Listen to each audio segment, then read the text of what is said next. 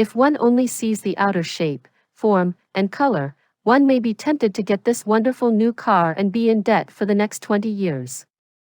But if one realizes that this car is made up of a steering wheel, accelerator, air filter, motor, which has many screws and bolts in it, one might not be quite that passionately involved either with the car that only functions because its bits and pieces function, or with the person who only functions because his or her parts function. A meditation practice for someone who has a great deal of problems with passionate desire is to look at those parts in him or herself. We're all made up out of the same 32 parts of the body. Nobody's any different. If we take the skin apart, we find the same thing in everyone. The one antidote that is the same for all 5 hindrances, our 5 enemies, is to have noble friends and noble conversation. To have the kind of friends with whom one discusses not gossip, not the weather, not politics, not other people, but the way of emancipation through Dhamma. Those kinds of friends are the important people in one's life. When Ananda, the Buddha's cousin and attendant, once said to the Buddha, "Sir, a good friend is half of the holy life," the Buddha said, "Do not say so, Ananda. A good friend is the whole of the holy life.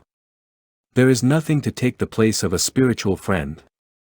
This is the most important person in one's life, the kind of friend who helps one remember to be on the path." It is a matter of remembering. When we remember, we can do it, but most of the time we forget. The noble conversation we can have with such a person helps us again and again to look at ourselves, and see that our problems come from craving, from wanting. We don't eat any poison. We don't want to fill our bodies with rubbish food. By the same token, we should not fill our minds with rubbish talk or even poisonous talk. The mind should always be filled with Dhamma talk, righteous talk, the talk that uplifts, the talk that helps, the talk that soothes, calms, and heals, that most of all helps us to see our way out of the problems that beset every human being. When we have the good fortune to have a noble friend with whom we can have noble conversation, then it is also our way of repaying that gift by being a noble friend to others. Noble friends are like a chain reaction. We don't only need to search for one. We can also be one. Ill will. We are constantly tempted to fall into the error of being involved with our enemies. Because they are inside us, it's difficult for us to know them. We must, first of all, try to bypass them and then keep on purifying ourselves so that they will eventually no longer be part of our nature. The spiritual path, the path of purification, of emancipation, of liberation, is a path where we change our inner nature.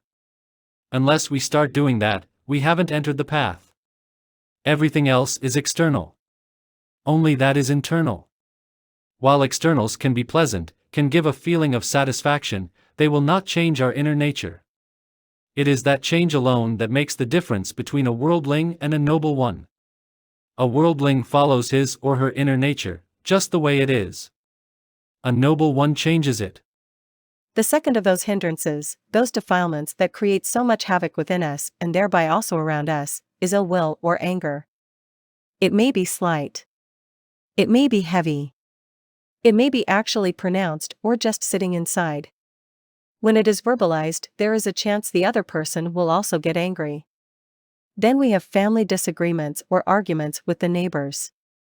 We have strife between communities, and in the end we have war between countries or in the whole world. The whole thing starts in our own heart, therefore it is essential that we realize the world is not other people. Each one of us is the world, and unless we find peace within ourselves, we won't find it anywhere. It makes no difference whether somebody else is angry, upset, wrong, or egotistical. It doesn't matter at all.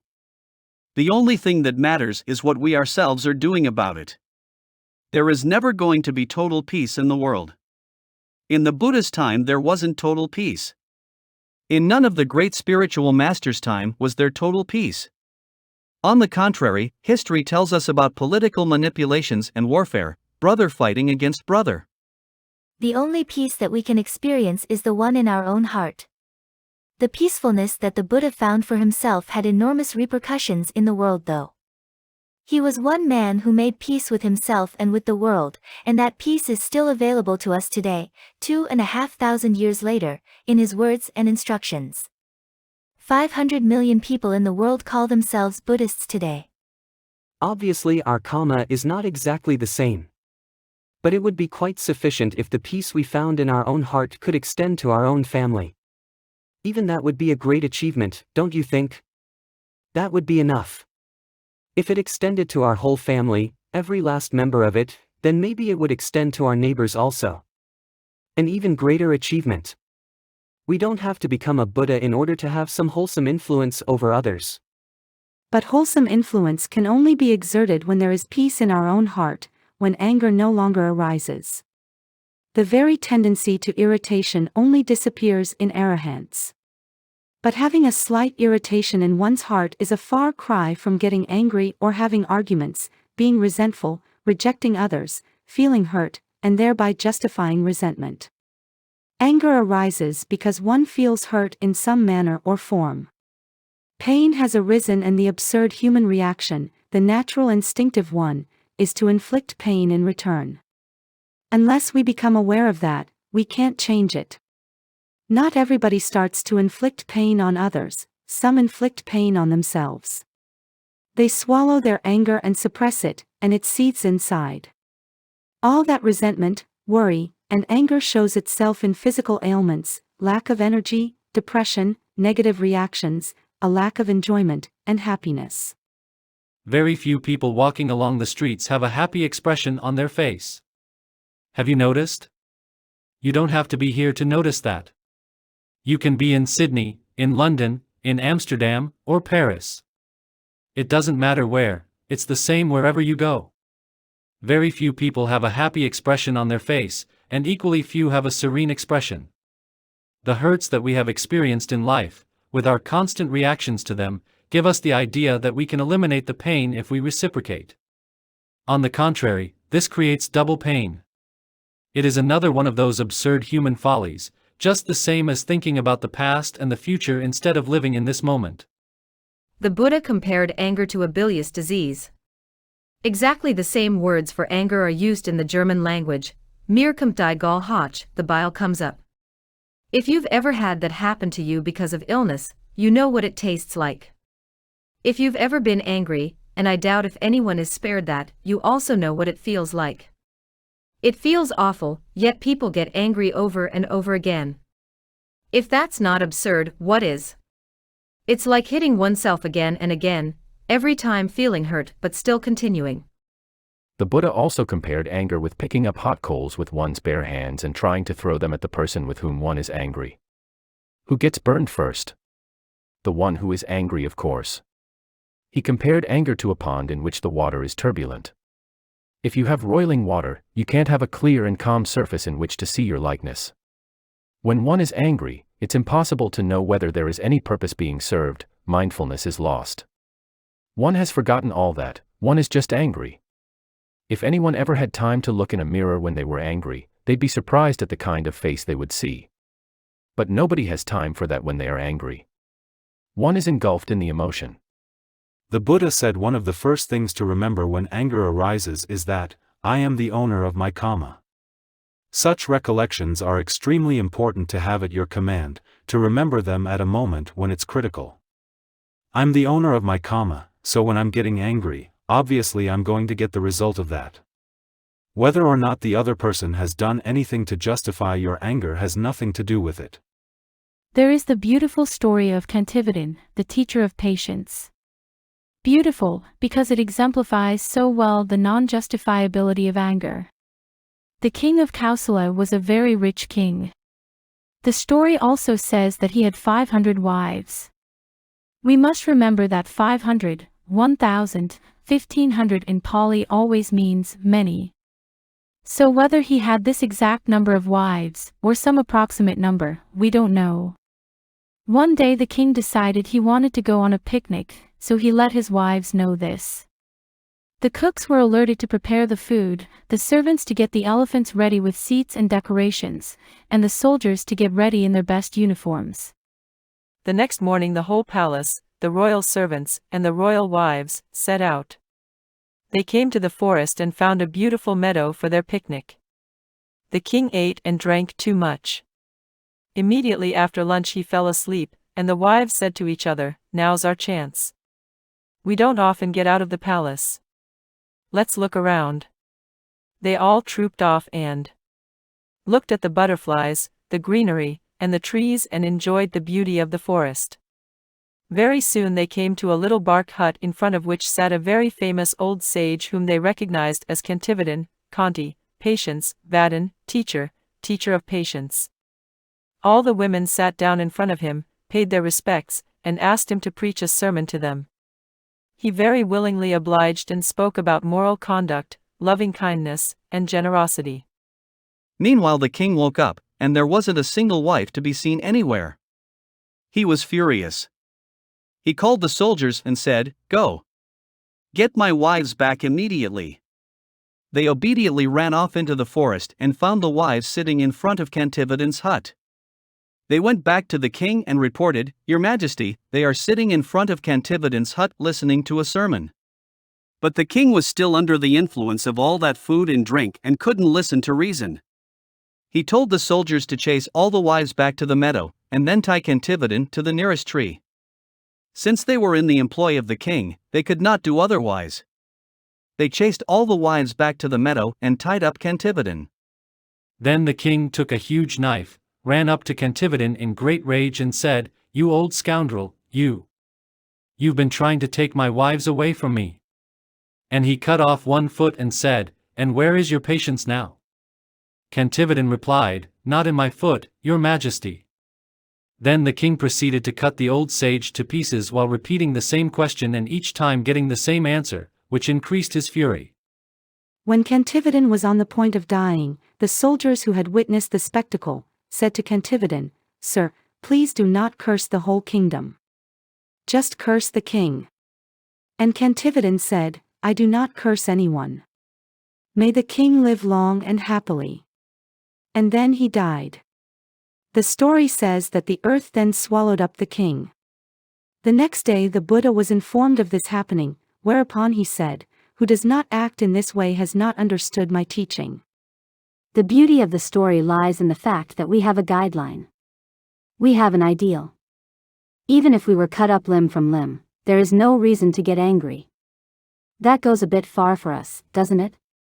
Obviously Cantividin was an arahant because his remark, "My patience is not in my foot," means that although he was experiencing excruciating physical pain, his mind was not affected, and that is only possible for an arahant. In our case it's not possible. Our mind is much affected by our physical discomforts. But whatever happens to us, it is probably not going to be quite as bad as being cut up limb from limb, piece by piece. If we could remember this story and remember what the Buddha said, "Who does not act in this way has not understood my teaching," maybe we could see that the anger that we experience at anything or anyone is only a reaction of our own defilements. It has absolutely nothing to do with the deed or the doer itself. When we get an idea of that, we have a chance to change, but only if there is mindfulness and we become aware when anger arises. Mindfulness will act like the brakes on a car. If you have no brakes on a car, it's obviously going to be very dangerous. Without mindfulness, life is very dangerous. When you step on the brakes of mindfulness when anger arises, you become aware that there is a defilement. There is something unprofitable, unwholesome to work with. With this awareness, you already take away most of the anger's strength. Just like putting on the brakes of a car, you can take away most of the speed and slow down. Understanding this as a defilement already slows the whole process down and can actually bring it to a standstill. As anger comes to a standstill, you can take a look at it and see its uselessness. You see the hurtfulness to yourself and the foolishness of making yourself unhappy. The greatest foolishness that people perpetrate is to make themselves unhappy because of their own reactions. A strong resolution is needed one day, maybe today, maybe next year, maybe next lifetime, to stop making ourselves unhappy, to no longer react negatively to whatever happens around us, because we realize that everybody is beset by defilements, and that whatever we experience that is not pleasing to us is due to a defilement. The whole world is full of defilements. Just look at the newspapers, the international magazines like Newsweek. What do you see? Nothing but defilements. If we accept the fact that the whole world is beset by them and made unhappy by them, why not take a step in the right direction and try to stop oneself from joining in this unwholesome chorus? Why not step aside from it and watch it from the sidelines? One can do that when one no longer gets involved with negative reactions, of which anger and hatred are the strongest. People will never stop saying or doing the wrong things. Only when we train ourselves in Dhamma will we have a chance to stop. But we can't help ourselves. If we are confronted by wrong things, wrong reactions, wrong deeds, selfishness, wanting more than we are willing to give, what does it matter? The only thing that matters is the peace and happiness in our own heart. Everything else becomes a totally unnecessary problem that people usually live with. All problems are created by our own reactions, and we have the natural tendency, another of our absurdities, to blame the trigger. We get angry so we blame the person who has triggered the anger. We get sad so we blame the person who has triggered the sadness, or we may blame the event. But we forget that it's impossible for us to get angry or sad unless we already have that tendency inside us waiting to be triggered. It could never happen otherwise. The simile I like to use is the Jack in the Box, a toy for children, a little box that has a doll inside sitting on a spring. The idea is for the child to touch the lid ever so faintly, then the little Jack jumps out. If we take the doll out of the box, the child can hit the box with a hammer and still no Jack will jump out. There is nothing inside. It doesn't matter what the trigger is. Only what's in there can come out. The only way we can find peace in our own hearts, find the pathway that leads to liberation, is by changing ourselves, not by changing the world. There's nothing to change out there. Everybody has to change him or herself. The Buddha did not deliberately change people. He told them how to do it for themselves. It's strictly a do-it-yourself job. Nobody can do it for you, and the sooner you start, the sooner you have a chance of finding happiness, totally independent of what goes on externally. Very few people in this world have perfect situations. Everybody has something wrong in his or her life. Either the house is too small, or the salary too low, or the relatives don't agree, or the street is too noisy, or the food is not good enough, or the education isn't sufficient for the job one wants. There is always something wrong. Nobody has a perfect situation. Everybody tries to make it as nice for him or herself as possible, which is all right. But if we do not take a stand now, and keep waiting for perfect situations, we will never change. We can't wait for perfect situations because they'll never happen. The perfect situation can only be created inside one's own heart and mind. There it is possible. The Buddha said the human realm is the most perfect one for liberation. We have enough suffering, enough discomfort to spur us on to do something, and we have enough pleasure not to become totally depressed by our suffering, so we are still in a hopeful state of mind. The only thing that we're doing wrong is we're always hoping for the wrong things. We are always hoping that the situation is going to change, that whomever we love is going to love us too, that the people who are dear to us are going to remain with us, or we're hoping that we're going to be rich, if that's what we're looking for. Maybe we're hoping to be so intelligent and wise that we will never make a mistake. Always hoping for the wrong things.